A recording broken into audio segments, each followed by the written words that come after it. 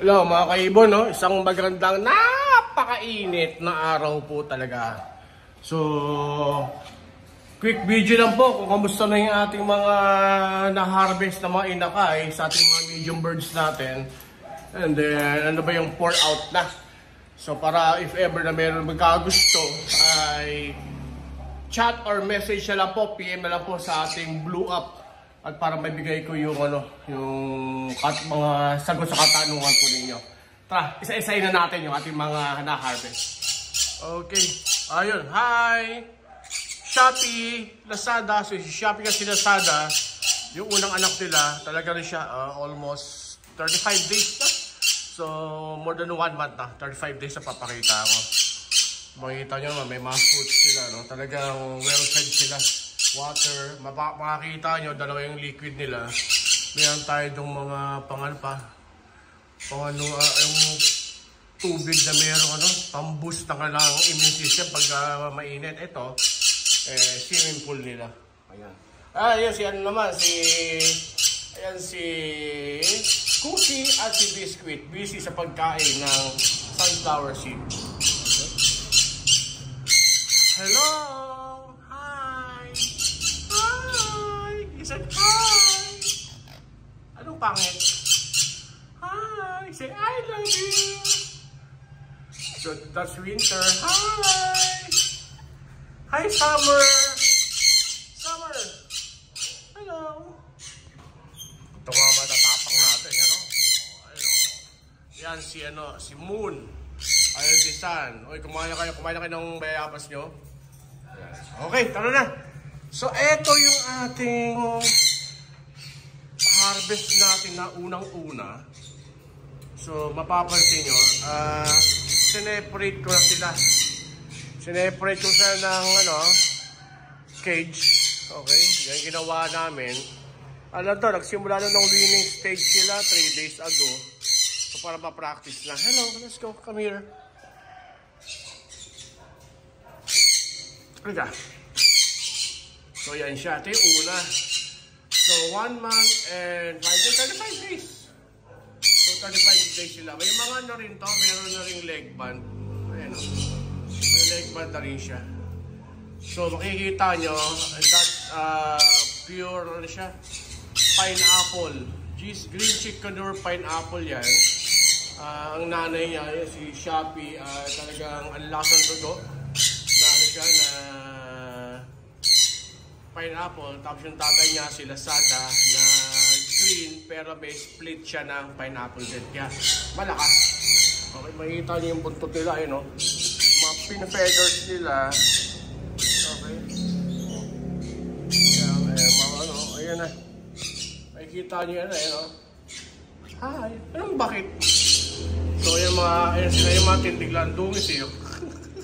Ito nila. Pero sinusubukan ko pa rin sila. So, transitioning sila sa seeds to from formula, 100 formula to seeds.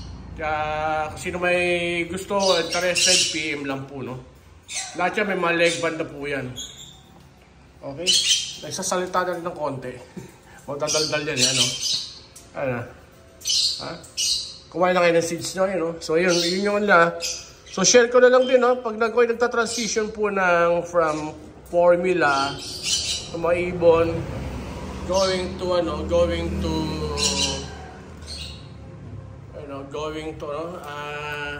yung winning stage sila.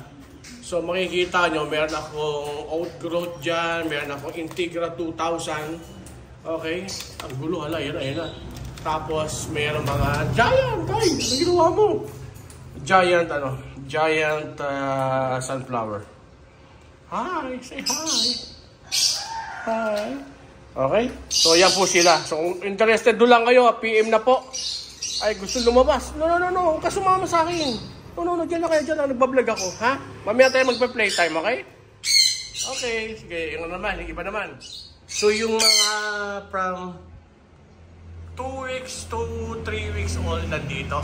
So, isa-isay natin ang laman nito. So, ito na yung ating ibang mga handfeed natin na hinarvest natin para at least mabigyan ng tamang nutrients, lalong mapabilis yung pagtubo ng mga cotton feathers and pin feathers. Of course, para lumakas lalo. Okay, unahin natin to. So, papapansin nyo, no? Ito si ano? Si Sun Conure. Sun Conure is 3 weeks. Ayan. Kita nyo, 3 weeks siya. Oh. Ay, huwag tumalun. So, ayan siya. 3 weeks old siya. Busog, okay. So, napaka-cute. Dilat ang mga mata. Mukhang marites, okay. May leg band na rin siya. Nalagyan na rin natin. So, kita. Hi. Hi. Okay. Now, yung sumunod na dalawang magkapatid din, anak to nitong apat na natitira na to. Ito. Anak ni Shop. Ni Cookie and Biscuit.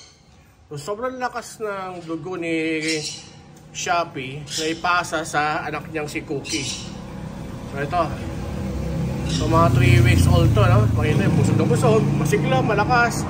Nalagyan na rin natin ang leg band. So, legit na green cheek pineapple to.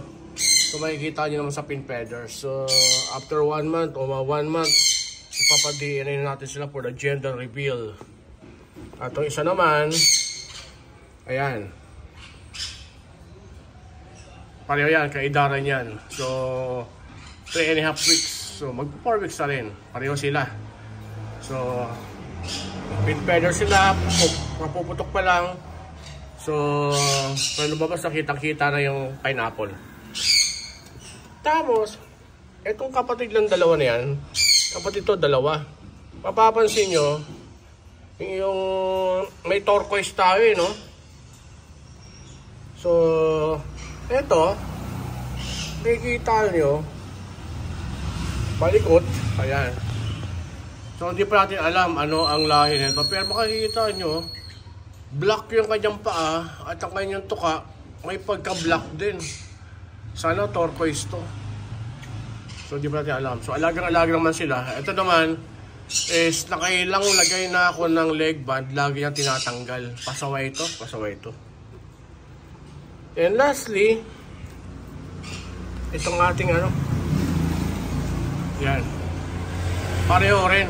Black yung paa, black yung tuka, unlike yung dalawang nauna na pineapple. Sana maging maging complete na turquoise to, no? Para at least malaki ang maging may tutulong nila nito sa atin. Pangbili ng ng mga feeds nila. No? Para mas malaki ang value. Okay po. So, nandiyan silang lahat. So, yan na po sila, no? Yung ating first successful harvest po. We have total of 6, no? So, meron tayong 6 na green cheek conures. Okay. May mga lahi po yan ng turquoise. Sana mayroon mag-turquoise. At isa po tayong Sun Conure. Okay po. So, PM na lang po sa mga gusto.